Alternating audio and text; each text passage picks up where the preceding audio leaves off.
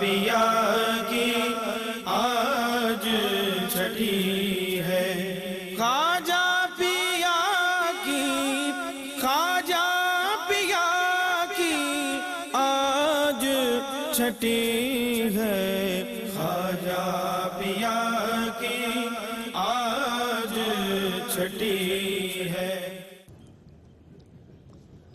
جی ناظرین، آپ کا ایک دفعہ پھر خیر مقدم ہے حضور فیض عالم سید حجویر حضرت داتا گنج بخش رحمۃ اللہ تعالی علیہ کے دربار پرانوار سے، داتا دربار لاہور سے آج کی یہ لائیو ٹرانسمیشن حضرت خواجہ غریب نواز رحمۃ اللہ تعالی علیہ کے عرس مبارک کے سلسلہ میں سجی آج کی اس بزم ناز کے ذریعے ملاحظہ کر رہے ہیں۔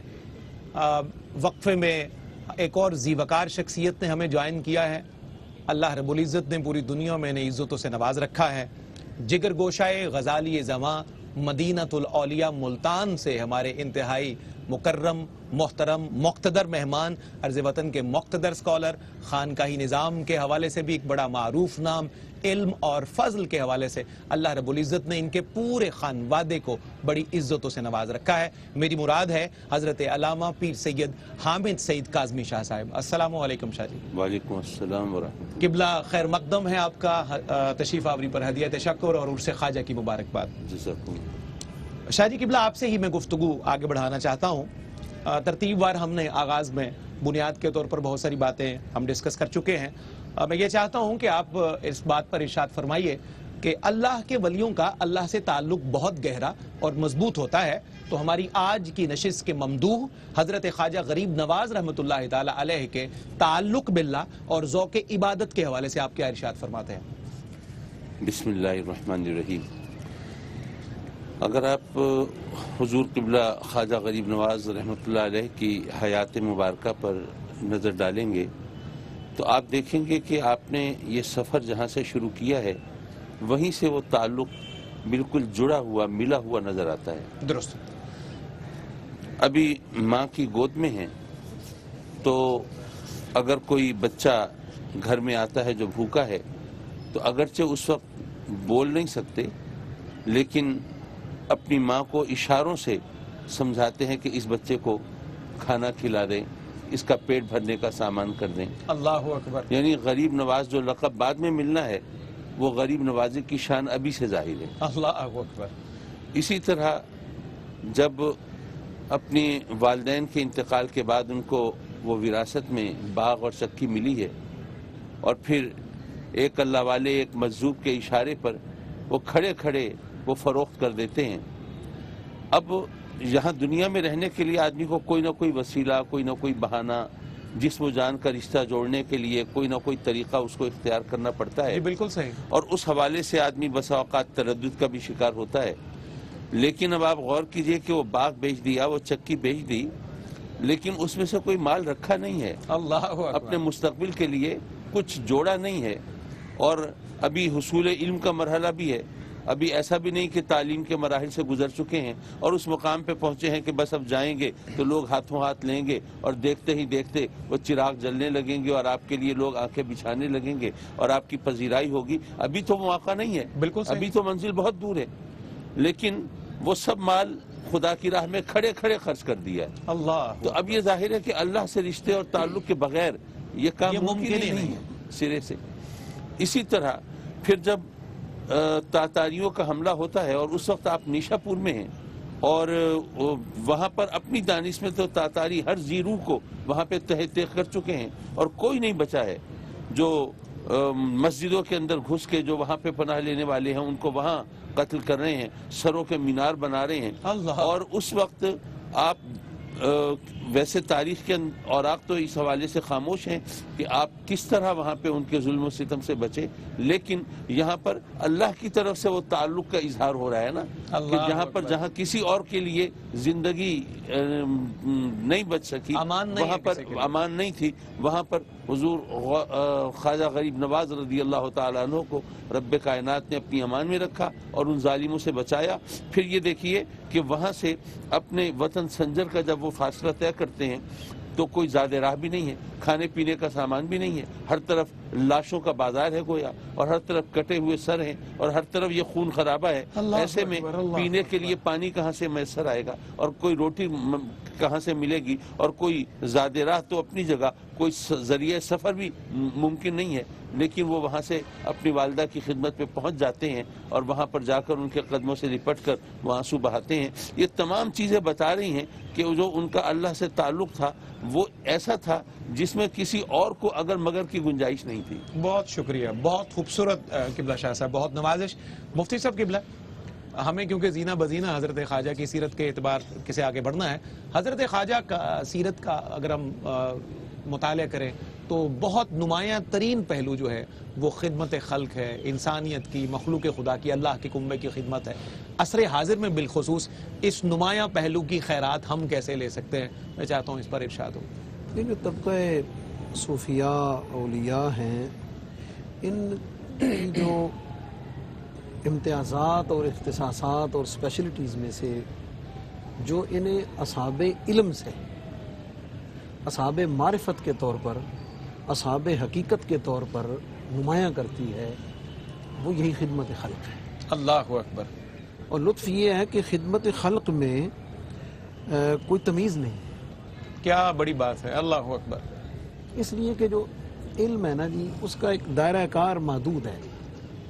صوفی اور سالک جب ایک خاص منزل تک پہنچ جاتا ہے اور اخلاص کے زینے کو طے کر کے اس کے ذریعے سے عمل کو اپناتا ہے، تو اب اس کے نتیجے میں اس کا رقیق القلب ہونا یہ فطرتی بات ہے. بالکل صحیح. اس لیے کہ اخلاص کی دولت ایک ایسی چیز ہے کہ جو اسے رقیق القلب کرتی ہے، اس کے دل کو نرم کرتی ہے. اور مخلوق خدا کی خدمت کے لیے رقیق القلب ہونا یہ شرط اول ہے. اللہ اکبر. جو شقی القلب ہے وہ مخلوق خدا کی بھلائی کا نہیں، وہ تو اس نعمت سے محروم. اس نعمت سے محروم. درست.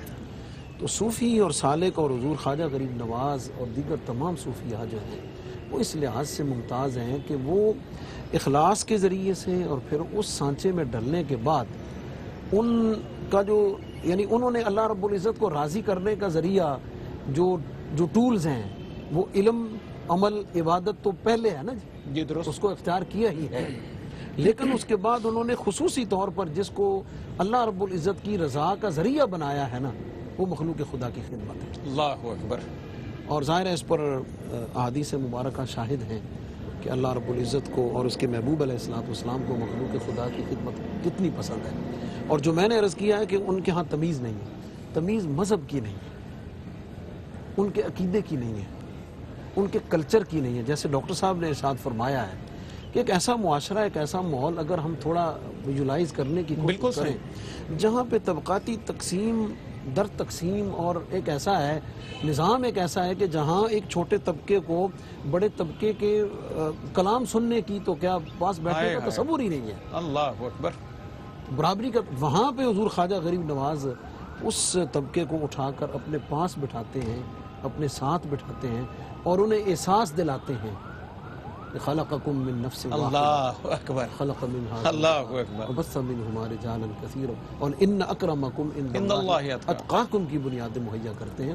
اور تمام سلاسل میں بالعموم اور سلسلہ چشتیہ میں بالخصوص اور تمام خانقاہی نظام پہ اگر آپ غور کریں تو اس کی تکمیل وہاں پر لنگر خانے کے بغیر ممکن ہی نہیں. بالکل. خانقاہ کا تصور جو ہے وہ لنگر کے بغیر ہے ہی نہیں. اور لنگر کیا ہے؟ یہی مخلوق خدا کی خدمت ہے. بالکل. اور صرف یہی نہیں ہے، حضرت خواجہ غریب نواز کے احوال کو اگر اس حوالے سے پڑھیں اور غور کریں تو خدمت خلق کے اور بندوں کے کام آنے کے ایسے ایسے عجیب مظاہر نظر آتے ہیں کہ جہاں پہ وہ اپنی شخصیت کو، اپنے مقام کو، اپنے پروٹوکول کو بھول جاتے ہیں اور اللہ رب العزت کی مخلوق کی خدمت کو سب سے پہلے لے کر آتے ہیں. اور میں سمجھتا ہوں کہ آج کے دور میں صوفیاء کا جو حقیقی ہم وارثین صوفیاء مدعی جو ہیں، ہمیں اس پہلو کو خصوصی طور پر نمایاں کرنے کی ضرورت ہے اور ہم بتا سکیں کہ صوفی مرد رخصت کا نام نہیں. بہت اچھا ہے. صوفی مرد رخصت کا نام نہیں ہے، صوفی اور سالک مرد عزیمت کا نام ہے. سبحان اللہ. وہ جان بچانے والے نہیں ہوتے، وہ میدان میں اتر کر جان لٹانے والے ہوتے ہیں، سب کچھ لٹانے والے. بالکل صحیح. خواجہ صاحب قبلہ، خدمت انسانیت کی بات ہو رہی ہے اور ہمارے ممدوح حضرت خواجہ غریب نواز کا ذکر خیر ہو تو ان کی ذات سے تو ایسے ہزاروں مثالیں ہمیں ملتی ہیں کہ جو ان کی انسانیت دوستی کا پیغام دیتی ہیں، معاشرے کو تسکین اور تسلی بھی دیتی ہیں کہ جب تک ایسے نفوس معاشرے میں موجود ہوں یا ان نفوس کے مظہر بھی کچھ لوگ ہوں تو معاشرہ انشاءاللہ تسلی اور صبر پائے گا۔ میں چاہتا ہوں یہاں سے کچھ مثالیں حضرت خواجہ کی انسان دوستی کی، مخلوق خدا کی قسمت بھی آپ بھی ارشاد کیجیے۔ شکریہ۔ بات یہ ہے جو آستانے ان حضرات نے قائم کیے ہیں، ان کی جو بنیادی عناصر ہیں اس کے آستانوں کے، ان میں خانقاہ وہی ہوتی ہے جس میں 3 چیزیں ہوں۔ صحیح۔ ایک تو مسجد ہو، ایک مدرسہ ہو اور ایک لنگر ہو۔ یہ 3 اساسی پہلو ہیں ایک خانقاہ اساسی پہلو ہے خانقاہ کے، یہ بہت ضروری ہے۔ مسجد عبادت کے لیے ہوتی ہے، صحیح، تو عبادت پہ بہت زور دیا جاتا ہے، اور مدرسہ اس میں تعلیم پہ زور دیا جاتا ہے، لیکن وہ مدرسے آج کل کے مدارس سے مختلف تھے۔ صحیح۔ آج ہم صرف تعلیم دیتے ہیں، اللہ اس اکبر۔ وقت اس میں تعلیم کے ساتھ ساتھ تربیت بھی ہوتی تھی، اور ان کے قلب کی صفائی کا اہتمام ہوتا تھا، یہ اہتمام ضروری تھا۔ اس کے بعد ہے لنگر، خدمت خلق۔ بالکل صحیح۔ تصوف کے 2 اصول ہیں، نکوئی با خلق و صدق با حق۔ واہ سبحان مخلوق کے ساتھ نیکی کرنا اور رب کے ساتھ سچ بولنا۔ اللہ۔ مخلوق کے ساتھ سچ بولنا بڑا آسان ہے، اور رب کے ساتھ سچ بولنا مشکل کام ہے۔ ہم نے اگر نماز پڑھی ہے اور کسی کو کہتے ہیں کہ ہم نے نماز پڑھی ہے، تو یہ سچ تو ہے کہ پڑھی ہے، بالکل صحیح۔ لیکن اگر اس لیے پڑھی ہے کہ لوگ یہ نہ کہیں کہ یہ نماز نہیں پڑھتے، یہ بے نمازی ہے، ہاں، تہمت سے بچنے کے لیے پڑی ہے۔ تو پھر یہ اس کے ساتھ جھوٹ ہے۔ اللہ اکبر۔ ان لوگوں کی جو عبادات ہوتی تھی نا، قل ان صلاتی و نسکی و محیای و مماتی للہ رب العالمین، یہ صرف اسی کے لیے ہوتا ہے، مخلوق کو دکھانے کے لیے نہیں ہوتا، ان میں ریاکاری نہیں ہوتی۔ یہاں تک کہ حضرت باعث بستامی رحمۃ اللہ علیہ ایک دفعہ حج پہ تشریف لے گئے، تو پیدل کے سفر ہوتے تھے، جب واپس تشریف لائے تو رمضان شریف کا مہینہ تھا۔ جی درست۔ لوگوں کو جب ادراک ہوا کہ آپ تشریف لا رہے ہیں تو انہوں نے استقبال کی بڑی تیاری کی، اور آپ کے لیے وہ آگے آ کے سارے لوگ کھڑے ہو گئے۔ آپ نے جب دیکھا کہ میرے لیے یہ کام ہو رہا ہے تو اس سے تو نفس پروری ہوگی، لہذا آپ نے اپنی آستین سے ٹکڑا نکالا روٹی کا اور کھانا شروع کر دیا۔ اللہ انہوں نے کہا یہ اچھے حاجی ہیں کہ یہ آتے ہی روزہ تو روزے کا احترام ہی نہیں ہے۔ آپ نے فرمایا اس کا کفارہ تو میں ادا کر لوں گا، ہائے ہائے ہائے۔ لیکن یہ جو نفس پروری کا جو یہ سلسلہ ہے، وہ ان تمام چیزوں سے وہ گریز کرتے تھے۔ اصل خدمت خلق ہے۔ یہ آستانوں کو آپ جب غور سے دیکھیں، ان کا جو خدمت خلق کا مشن ہے، یہ کبھی بھی ختم نہیں ہو سکتا۔ مہنگائی کتنی ہو جائے، آستانوں کا لنگر کم نہیں ہوتا، بڑھتا رہتا ہے، کم نہیں ہوا آج کے دن تک۔ اور اس میں ایک بات یہ بھی میں عرض کروں کہ ایک آدمی بازار میں جا رہا ہے، اس سے پوچھتے ہیں صاحب کیسی گزر رہی ہے، تو وہ کہتا ہے مہنگائی اتنی ہے کہ میں کما رہا ہوں، میرے بچے کما رہے ہیں، دال روٹی پوری نہیں ہوتی۔ اس کو آپ زندہ سمجھتے ہیں، اور جو ہزاروں کو کھلا رہے ہیں وہ مردہ ہیں۔ ان کو مردہ مطلب یہ ہے کہ زندگی اور موت کا معنی ہی کچھ اور ہے۔ جس کا دل زندہ ہے وہ مزاروں میں سویا ہوا ہو تو وہ زندہ ہے، اور جس کا دل مردہ ہے وہ بازاروں میں پھر رہا ہو پھر بھی وہ مردہ ہے۔ تو ایسے بات یہ ہے کہ ہمیں یہ قبر پرست کہا جاتا ہے۔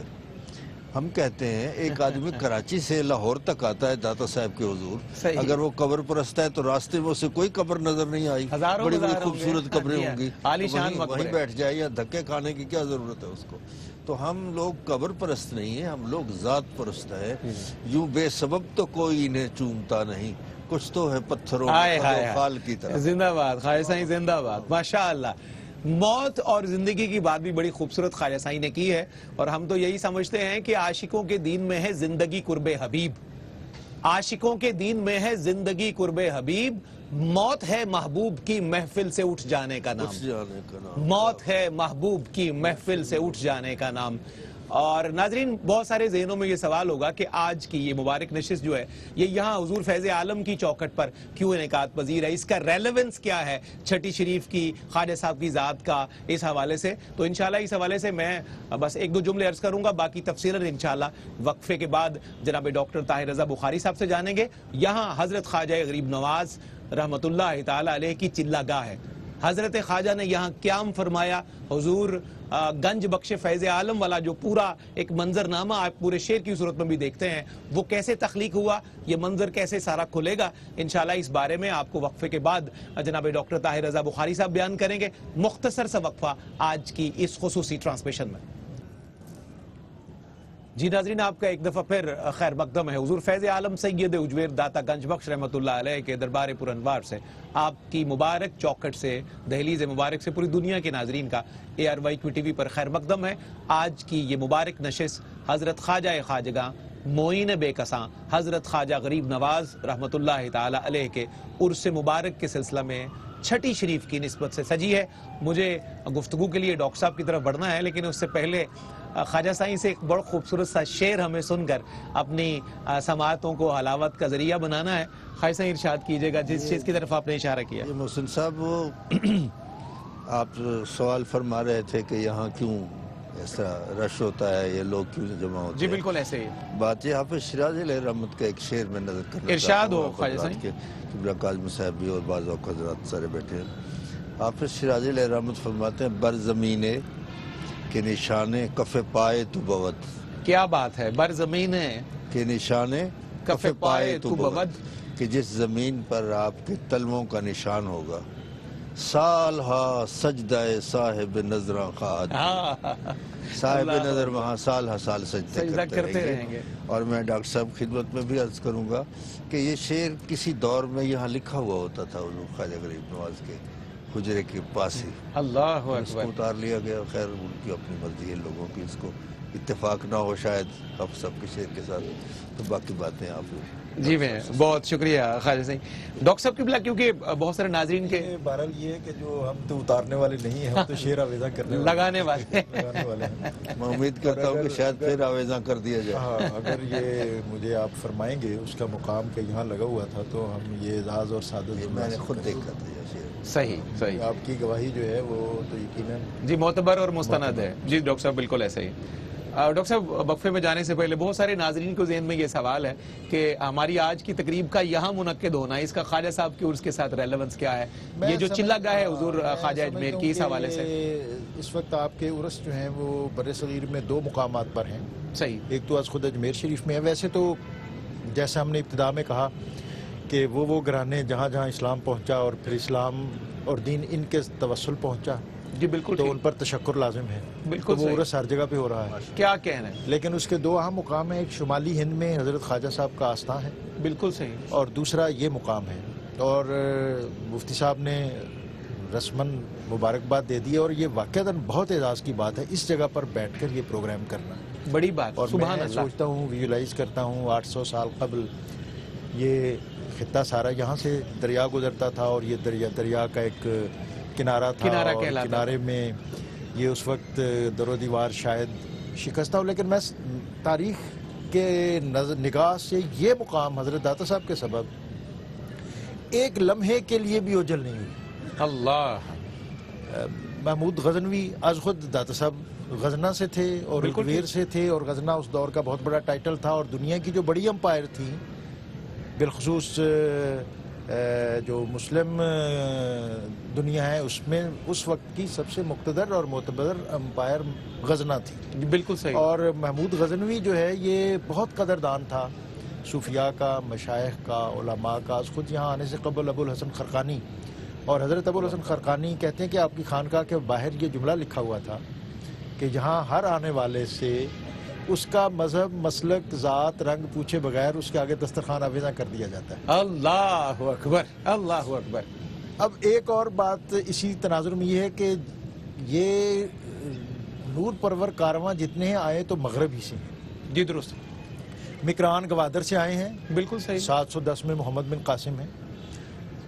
تجارتی سرگرمیاں تھیں، عرب، ہند اور سندھ، ان سب لوگوں کے کنیکشن تھا، لیکن انتظار تھا ابھی کہ تاجروں کے بعد صاحبان تصوف آئیں گے تو دین تب پھیلے گا، اور اس کے لیے یہ جو راستہ ہے افغانستان خراسان، یہ جو کنیکشن ہے یہ ڈیولپ ہوا، اور اسی سے آپ یہاں تشریف فرما ہوئے۔ حضرت داتا صاحب رحمۃ اللہ علیہ، جیسے ہم بات کر رہے تھے کہ محمود غزنوی، آپ غزنی ہونا یا غزنوی ہونا اس دور میں یہ بہت سب سے بڑا برانڈ یہی ہوگا نا؟ جی بالکل ظاہر ہے، لیکن آپ نے، ہم اس کو چھوڑ دیتے ہیں جو رستہ عام ہو جائے۔ ہائے ہائے کیا آپ اچھا نے ہے، اس محلے کو فوقیت دی، حجویر، اس کو اپنے نام کا حصہ بنا کے قیامت تک اس کو بھی امر کر دیا اور امر کر دیا۔ کیا بات ہے، تو سید حجویر بالکل صحیح۔ تو آپ کی یہاں تشریف آوری، اور حضرت خواجہ معین الدین چشتی، آپ یہاں چلہ کش ہوئے اور 1.25 ماہ 1.5 ماہ قیام کیا، اور لاہور میں آپ کے قیام کے حوالے سے بہت کچھ لکھا اور کہا گیا ہے۔ جی بالکل صحیح۔ اور آپ کے اس دور کے جو یہاں کے ایک اور مقتدر ہستی حسین زنجانی تھے، بالکل صحیح۔ اور تاریخ کے اندر اب یہ تھوڑا سا ایک بحث ہے اس میں کہ ایک ہم وہ روایت پڑھتے ہیں کہ جب حضرت داتا صاحب کو آپ کے شیخ ابو الفضل حسن الختلی آپ نے حکم فرمایا کہ وہاں جاؤ، تو انہوں نے فرمایا کہ وہاں تو میرے پیر بھائی موجود ہیں، بالکل صحیح۔ تو اس امر کے بعد آپ یہاں تشریف لائے تو جنازہ جا رہا تھا۔ ایک یہ روایت ہے، ایک یہ روایت ہے، اور اس کی تطبیق کی ہے ہمارے جو اس خطے کے، اس لاہور کے بہت بڑے محقق تھے حکیم موسیٰ مرسلی نے۔ کیا بات ہے، انہوں نے کہا تھا کہ وہ جو حسین نامی بزرگ تھے وہ شاید کوئی اور ہوں۔ بالکل صحیح۔ حضرت خواجہ معین الدین چشتی اجمیری رحمۃ اللہ علیہ کے عہد میں دراصل میرا حسین زنجانی موجود تھے، حیات تھے، اور آپ کا جو وصال ہے وہ 600 ہجری میں ہے۔ بالکل صحیح۔ حضرت میرا حسین زنجانی کا اور حضرت خواجہ معین الدین چشتی کا لاہور میں قیام کے دوران ان سے بہت زیادہ ملاقاتیں، کیا بات، بہت زیادہ محبت ہے۔ اور اس محبت کے سبب ویسے آج ہم یہ سمجھتے ہیں، جیسے مفتی صاحب نے کہا کہ وہ صاحب محبت ہوتا ہے، اور شاید اس محبت کے سبب حضرت خواجہ صاحب یہاں قیام فرما لیتے اور یہاں قیام فرماتے، اور ایک آستانہ چل رہا تھا، لیکن انہوں نے عظیمت کا راستہ اختیار کیا۔ جی ناظرین، آپ کا ایک دفعہ پھر خیر مقدم ہے فیض عالم سید حجویر حضرت داتا گنج بخش رحمۃ اللہ تعالی علیہ کی اس نورانی دہلیز سے، اس مبارک چوکھٹ سے حضرت خواجہ غریب نواز رحمۃ اللہ تعالی علیہ کے عرس مبارک کی 810ویں سالانہ تقریب آج منعقد ہوئی ہے یہاں حضور فیض عالم کے درگاہ ناز پر۔ چھٹی شریف کی نسبت ہے آج کی اس مبارک تقریب کی۔ بہت خوبصورت پروگرام، بڑی شاندار یہ ٹرانسمیشن ہے ARYQ TV کی وساطت سے جو پوری دنیا میں نشر کی جا رہی ہیں۔ حضور خواجہ غریب نواز کا پیغام، سید حجویر کا پیغام، اہل اللہ کا پیغام، صالحین کا پیغام، پاکان امت کا پیغام نشر ہو رہا ہے آج کی اس مبارک نشست کے ذریعے۔ میں آج کی اس نشست کے انعقاد پر بالخصوص چیئرمین ARYQ TV جناب حاجی عبدالرؤف اور سینئر ایگزیکٹو پروڈیوسر جناب محمد عامر فیاضی صاحب کو، ARYQ TV کی پوری ٹیم کو مبارکباد پیش کرتا ہوں۔ ہمیشہ یہ خاصہ رہا ہے ARYQ TV کا کہ وہ اہل اللہ کی بارگاہوں سے پوری دنیا کے ارادت مندوں کو کسی نہ کسی بہانے جوڑے رکھتی ہے۔ وقفے میں جانے سے پہلے جناب ڈاکٹر طاہر رضا بخاری صاحب سے ہم گفتگو کر رہے تھے، وہیں سے ہم جوڑتے ہیں ٹھیک جہاں سے ہم منقطع ہوئے تھے۔ گنج بخش فیض عالم، مظہر نور خدا، ناکارا پیر کامل، کاملارا رہنما۔ جی ڈاکٹر صاحب ارشاد کیجیے گا۔ اچھا جی، میں دو ایک مختصر سی باتیں، بسم اللہ۔ ایک تو یہ میں بطور خاص یہ اپنے ناظرین کے گوشگزار کرنا چاہتا ہوں، رجسٹرڈ کروانا چاہتا ہوں کہ یہاں کے حوالے سے جو 1000 سالہ تاریخ ہے وہ پوری طرح تاریخ کی نظر میں ہے، اور حضرت داتا صاحب کے وصال کے تقریباً 125 سال بعد حضرت خواجہ معین الدین چشتی یہاں چلہ کش ہوئے، اور پھر آپ کی جو عظیم المرتبت ہستی تھی اس کے سبب آپ کی چلہ گاہ اول روز سے اس کا حجرہ قائم ہوا۔ بالکل صحیح۔ اور محمود غزنوی کے بعد ان کے بھتیجے اور ان کے خاندان کے جو دوسرے لوگ تھے وہ اس نسبت سے بھی اس جگہ کے ساتھ ایک تعلق رکھتے تھے کہ یہ ہمارے کریے اور ہماری بستی کی جلیل القدر ہستی ہیں، اور ان کے جو بزرگ خاندان کے دیگر لوگ ہستیاں تھیں غزنہ کے اندر، یہ سارے لوگ، یہ سلاطین اور شاہان وقت ان کے ساتھ عقیدت اور ارادت رکھتے تھے۔ بالکل صحیح۔ حضرت خواجہ معین الدین چشتی اجمیری، آپ یہاں سے اجمیر گئے، دوسری اہم بات جو میں عرض کرنا چاہتا ہوں وہ یہ ہے کہ وہ ان کی عبقریت اور ان کا جینیسنس کہ اس وقت بر صغیر کے اندر سب سے بڑا طاقت کا مرکز اجمیر تھا. صحیح. ہندو راجپوت چوہان یہ وہاں پر براجمان تھے, ان کی سلطنت تھی, اقتدار تھا. آپ نے اس اہم اور کٹھن ترین محاذ کا انتخاب کیا, اللہ وہاں اکبر. اپنی تبلیغی اور علمی اور دینی جو امور ہیں ان کو اس کا وہاں پہ فیضان کیا. یہ مرکز جو ہے شہاب الدین غوری کے حملے کے بعد ترائن کی دوسری لڑائی, اس میں شہاب الدین غوری تو پہلی لڑائی کے بعد وہ پسماندہ آوارہ اور سرگرد گردان تھا. غور کی پہاڑیوں میں حضرت خواجہ معین الدین چشتی نے آپ کو ہند کی بشارت دی, اس کی فتح مندی عطا فرمائی, اور پرتھوی کے ساتھ جب آویزش ہوئی تو آپ نے فرمایا مارائے پتھورا را زندہ گرفتار کر و حوالہ شہاب الدین کردام. ہم نے تجھے شہاب الدین کے حوالے کر دیا. وقت کم ہے, میں یہ بتاتا چلوں کہ پھر شہاب الدین کے حوالے ہو گیا, اور یہاں پر شہاب الدین آپ کی خدمت میں حاضر ہوا. آپ نے اس کو جو نصیحتیں فرمایا مقامی آبادی کے ساتھ حسن سلوک کرنا, سبحان احسان کا معاملہ کرنا, اور پرتھوی کے بیٹے کو اس وقت تک اقتدار سونپے رکھنا جب تک وہ تمہاری پالیسیوں کو آگے چلاتا رہے. کیا بات ہے, سبحان اللہ. اس کے بعد آپ دیکھیں کہ اقتدار جو ہے وہ منتقل ہوتا ہے اجمیر سے دہلی. صحیح. اور دہلی میں آپ نے ڈپیوٹ کیا حضرت خواجہ قطب الدین بختیار کاکی رحمۃ اللہ. اب یہاں سے ایک سینٹرلائز سسٹم جو ہے خانقاہ کا پورے ہند کی بنیاد پر, اس کی آپ نے تشکیل فرمائی. بالکل صحیح. خلفاء جاتے تھے, جماعتیں جاتی تھیں, اور کس خطے میں کس نوعیت کی کیا ضرورت ہے اس کا ادراک کیا جاتا تھا. ماشاءاللہ. اور پھر یہاں پر شمس الدین التمش وہ معتقد اور مرید ہوا حضرت خواجہ قطب الدین بختیار کاکی کا.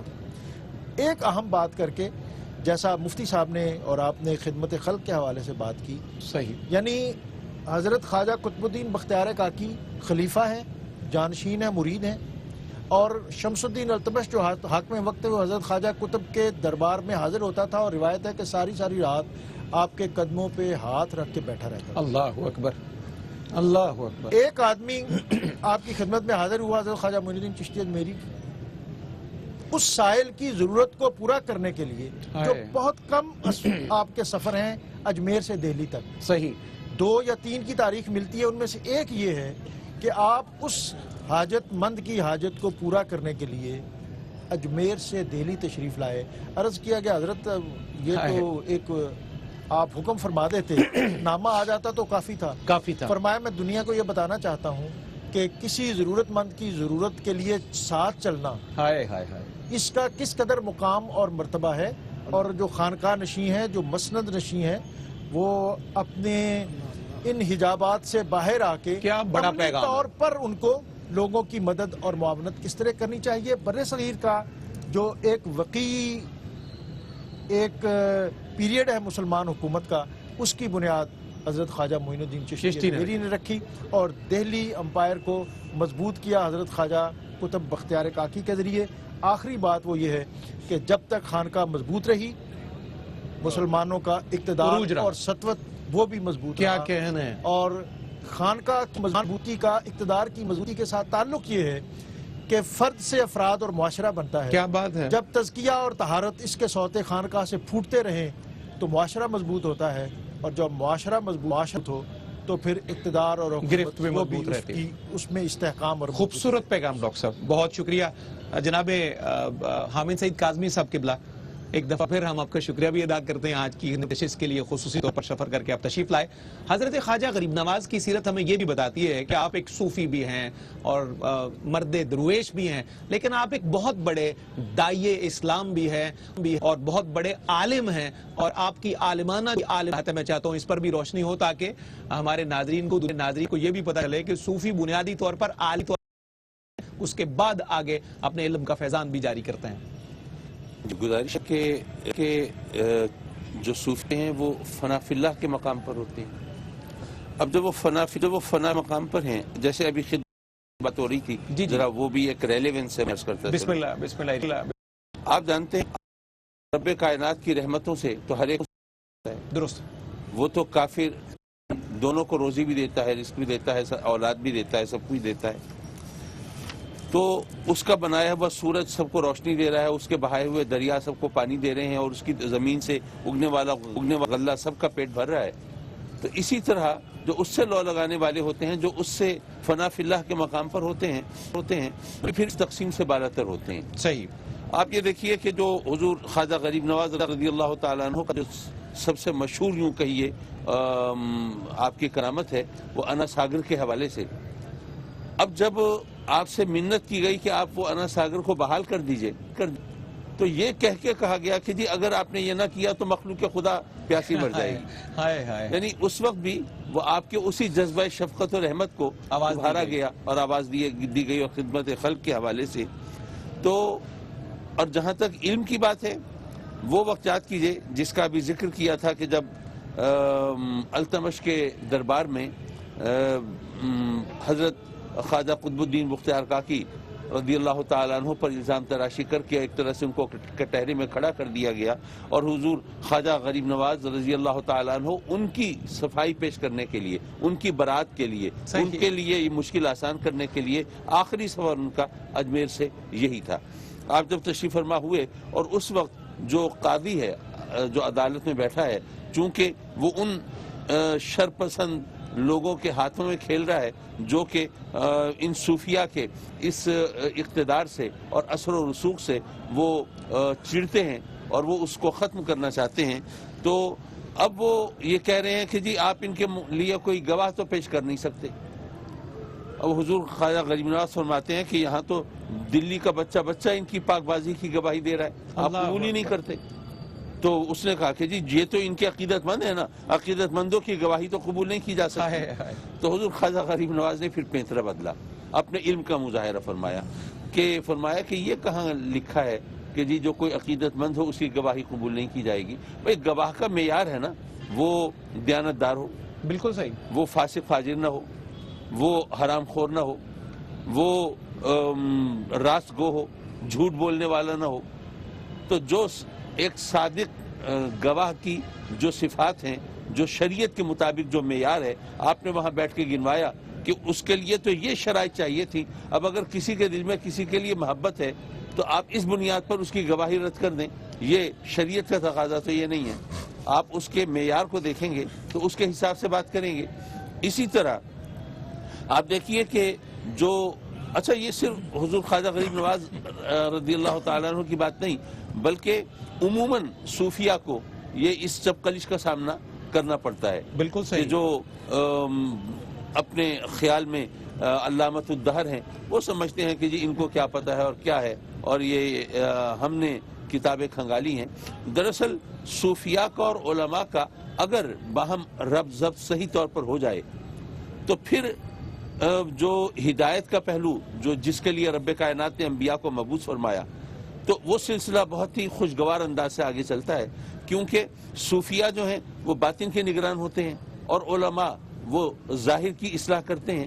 تو اسی لیے آپ دیکھیے کہ جو صحیح سلسلہ ہے ہمارا اسلامی تاریخ کا صوفیہ کا، اس میں صوفیہ اولیاء وہ علماء کے شاگرد ہوتے ہیں، اور جو علماء ہے وہ اولیاء کے مرید ہوتے ہیں. کیا اچھا ہے یہ ان کا آپس میں جو ربط ضبط ہے، جب یہ چلتا ہے تو پھر اصلاح معاشرہ کے تمام پہلو ہمارے سامنے آتے ہیں. تو حضور خواجہ غریب نواز رضی اللہ تعالیٰ عنہ کے حوالے سے کرامتیں زیادہ مشہور ہیں. اس کی وجہ یہ ہے کہ یہاں پر ہندو تھے اور وہ جادوگری ان کے سادھو وہ اپنے چمتکار دکھا رہے ہیں، اپنے شعبدے دکھا رہے ہیں، اور اس طرح لوگوں کو اپنے دام میں پھنسا رہے ہیں. تو اب وہاں پر بات صرف دلیل کی ہو تو دلیل کے حوالے سے آدمی مشاہدے کو نہیں جھٹلا سکتا. درست. اب ادھر سے تو وہ اپنے شعبدے دکھا رہے ہوں، ادھر سے صرف دلائل دیے جا رہے ہوں، تو پھر وہ عوام کے لیے ایمان، یقین اور آگہی کے دروازے کھلنا مشکل تھے. تو اس لیے حضور خواجہ غریب نواز رضی اللہ تعالیٰ عنہ نے اس انداز سے رب کائنات کے کرم سے وہ کرامتیں اس طرح ظاہر فرمائیں. اور جب وہ کرامتیں ظاہر ہوئیں تو پھر جب آج ہم کہتے ہیں نا کہ 90 لاکھ ہندوؤں نے کلمہ پڑھا، تو بات سمجھ میں نہیں آتی کہ 90 لاکھ ہندو کیسے انہوں نے کلمہ پڑھ لیا ہوگا. لیکن اب آپ دیکھیے جب انا ساگر کا واقعہ ہوا اور وہ بات پھیلی، تو وہ جہاں جہاں تک پھیلی اور جن جن لوگوں نے اپنی آنکھوں سے دیکھا، انہوں نے مشاہدہ کیا، تو اس کی وجہ سے وہ جو ان کا تعلق نہیں بھی تھا حضور خواجہ غریب نواز سے، اگر وہ کلمہ پڑھ رہے ہیں تو وہ کھاتے میں تو آپ کے ہی پڑیں گے. کیا بات ہے. اسی طرح جب حضرت خواجہ قطب الدین بختیار کاکی کی برات کے لیے ایک بچہ ماں کی گود میں بچہ بولتا ہے، تو جب وہ بچے کے بولنے کی اور اس کی گواہی سے آپ کی برات سامنے آتی ہے تو ظاہر ہے کہ یہ بات جب لوگوں میں پھیلتی ہے تو اس کا جو امپیکٹ ہوتا ہے اور اس کے جو اثرات ہوتے ہیں تو بے شمار لوگ وہ کلمہ پڑھنے لگتے ہیں اور کہتے ہیں کہ نہیں، ان کا جو عقیدہ ہے، ان کا جو راستہ ہے وہی ہمارے لیے قابل قبول ہے. تو اس طرح وہ اگر جو درباری سرکاری علماء ہیں اگر وہ ان کا راستہ نہ روکتے اور ان کے لیے رکاوٹیں کھڑی نہ کرتے تو پھر ایسی صورت میں ان کے علم و فضل کا چرچا اس انداز سے اور زیادہ ہوتا. لیکن یہ جو صورتحال تھی اس کی وجہ سے وہ اپنی خانقاہوں میں رہے، انہوں نے خدمت خلق کی اور جو رب کائنات کی طرف سے ان کو مقام مرتبہ ملا تھا اس کے اظہار سے پھر انہوں نے اسلام کی خدمت. بہت شکریہ قبلہ، بہت صراحت سے آپ نے ساری باتوں کا جواب عنایت فرمایا. مفتی صاحب قبلہ، پروگرام کے اختتامی لمحات ہیں آج کی اس مبارک نشست کے. ہم جب اہل اللہ کی بارگاہوں میں بیٹھتے ہیں فیوز و برکات کے حصول کے لیے، پاکیزہ صحبت میں بیٹھنے کے لیے، تو مقصد بہرحال ایک ہی ہوتا ہے کہ ان کی تعلیمات پر بھی چلا جائے اور ان کے نقوش قدم کو رہنما کیا جائے. اس حوالے سے کیا پیغام نشر کیجیے گا؟ قرآن مجید فرقان حمید اس حوالے سے بڑی واضح ہماری رہنمائی فرماتا ہے. بسم اللہ الرحمن الرحیم. یا ایھا الذین آمنوا اتقوا اللہ وکونوا مع الصادقین. وکونوا مع الصادقین. سبحان اللہ. ایمان والو تقوی اختیار کرو اور سچوں کے ساتھ ہو. صحیح. دوسری طرف اگر ہم دیکھیں تو تقوی تو منتہا ہے، عبادت کا بھی، ایمان کا بھی، عقیدے کا بھی. تو سوال یہ ہے کہ بات تو تقوی کے اصول پہ ختم ہو جانی چاہیے. وکونوا مع الصادقین کا جو آگے حکم ملا ہے کہ سچوں کے ساتھ رہو، ان کے ساتھ رہو، اس کی حکمت مفسرین اعظام نے جو بیان فرمائی ہے وہ یہ ہے کہ اب جو تمہیں گوہر نایاب تقوی کی صورت میں مل گیا ہے، اللہ اکبر، جو سعادت ابدی تجھے عطا ہوئی ہے، شیطان تیری زندگی کے آخری لمحے تک تجھے اس سعادت سے محروم کرنے کے درپے ہے. صحیح. اب اگر اس کو تو نے محفوظ کرنا ہے اور بامراد ہو کر دنیا سے جانا ہے تو اس کی ایک ہی صورت ہے کہ سچوں کے ساتھ اور اچھوں کی صحبت میں رہو. ماشاءاللہ. کیا ان کی صحبت میں رہو. اس لیے کہ جہاں علم بہت ساری فسادات کا سبب ہے، اس وقت جب اس کے ساتھ امر اور اخلاص نہ ہو تو بعض دفعہ نہیں بلکہ اکثر جو عبادت ہے وہ بھی بہت ساری چیزوں میں انسان کو عجب میں، تکبر میں، نخوت میں اور بہت ساری چیزوں میں، مبتلا پسندی میں انسان کو مبتلا کر دیتا ہے. صحیح. اور یہ اس تقوی اور اس صالحیت کے لیے تباہی اور بربادی ہے، اس کے زائل ہونے کا سبب ہے. تو وکونوا مع الصادقین جو ہے وہ حکم یہ بتا رہا ہے کہ اب بامراد ہونے کے لیے، بامراد واپس لوٹنے کے لیے، اللہ رب العزت کی بارگاہ تک پہنچنے کے لیے صالحین کی صحبت اختیار کرو. اب صحبت صالحین جو ہے ایک تو اس کی عملی اور فزیکل شیپ ہے نا کہ آپ اچھے لوگوں کی مجلس میں چلے جائیں، بیٹھیں. تو بات یہ ہے کہ جو دنیا میں موجود ہے ہو سکتا ہے کہ اس کی صالحیت کا چرچا ہو، شورا ہو، کوئی کریٹڈ کوئی ماحول ہو کہ جس میں کوئی بندہ اس کو اخذ کرنے میں خطا کر سکتا ہے. بالکل صحیح. لیکن میرے داتا علی حجویری کی صالحیت اور تقوی میں تو کسی کو شک نہیں. خواجہ اجمیری کی صالحیت اور تقوی میں تو کچھ شک نہیں. اللہ اکبر. تو وکونوا مع الصادقین جو صالحین کی مجلس اور صحبت ہے وہ صرف زندوں کے لیے نہیں ہے، وہ ان پاکان بارگاہ کے قدموں میں بیٹھ کر ان کے سایہ کرم میں بیٹھنے سے ہے. اور اس کے نشان اور اس کی جو نشان منزل ہے، جیسے کہ ڈاکٹر صاحب نے فرمایا ہے، وہ حضرت خواجہ اجمیری کا عمل مبارک ہے. حضرت داتا گنج بخش علی اجمیری علیہ رحمہ کے قدموں میں بیٹھنا، یہ چلہ کش ہونا، یہ ان کے قدموں میں بیٹھ کر اللہ کی یاد اور یہ ساری چیزیں یہ کیا ہیں. اور اگر میں آگے بڑھتے ہوں واتخذوا من مقام ابراہیم مصلی، یہ کیا کس طرف رہنمائی کرتا ہے؟ یہ ان نشان ہائے قدم کی صحبت اور مجلس اور قربت کی طرف. زندہ باد مفتی صاحب. اس لیے ہر زمانے میں جو نیک لوگوں کی مجلس اور صحبت ہے، اور پہلے سوال گزرا ہے کہ ایک سبب یہ بھی ہے کہ اللہ کی رحمت کا نزول وہاں تو یقینی ہے. اللہ اکبر. وہاں تو یقینی ہے. تو جہاں رحمتوں کا نزول یقینی ہے وہاں جب آؤ گے تو پھر تمہیں بھی اس رحمت سے جرعہ اور قطرہ ضرور مل جائے گا. تو مقصد و مراد. بالکل صحیح، بالکل صحیح. خواجہ صاحب قبلہ، پروگرام کے آخری لمحات ہیں، تو آج کی اس نشست کا پیغام حضرت خواجہ کے عرس کی مناسبت سے، چھٹی شریف کی اس نسبت سے آپ کیا نشر فرماتے ہیں؟ آپ بلکہ ہو سکے تو بلکہ میری اور سارے احباب کی ہمیشہ یہ خواہش بھی ہوتی ہے جب آپ تشریف فرما ہوں تو کچھ منظوم بھی ہدیہ عنایت ہو جائے تاکہ سماعتیں اور محظوظ ہو جائیں، تو ارشاد کیجیے گا.